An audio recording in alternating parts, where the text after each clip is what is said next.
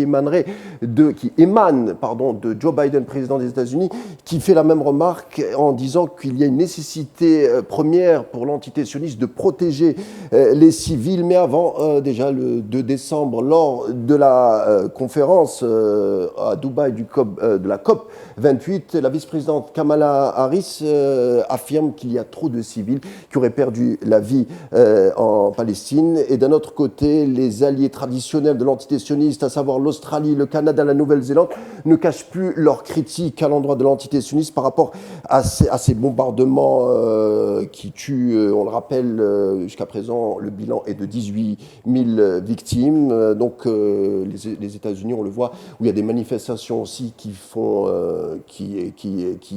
s'organisent au sein du Congrès, à l'extérieur de la Maison-Blanche, mais qui aussi traversent les universités américaines. D'ailleurs, les présidents des universités américaines ont été obligés devant la commission d'éducation de la Chambre des représentants de s'expliquer sur la nature de ces manifestations, puisqu'on accuse les manifestants d'être judéophobes, ce que s'est expliqué Claudine Gay et Liz McGill, qui sont présidentes de Harvard, de la Pennsylvania State University, qui rétorquent qu'aux États-Unis, il y a le premier amendement. Donc, on ne peut pas faire obstacle à ces organisations ou les interdire, c'est impossible. Et pourtant, la pression a été trop forte. Liz McGill, la présidente de Penn University, a dû quitter ses fonctions. Donc on le voit, des bombardements sionistes qui s'invitent au sein des espaces de représentation aux États-Unis et aussi dans les espaces politiques et de débat.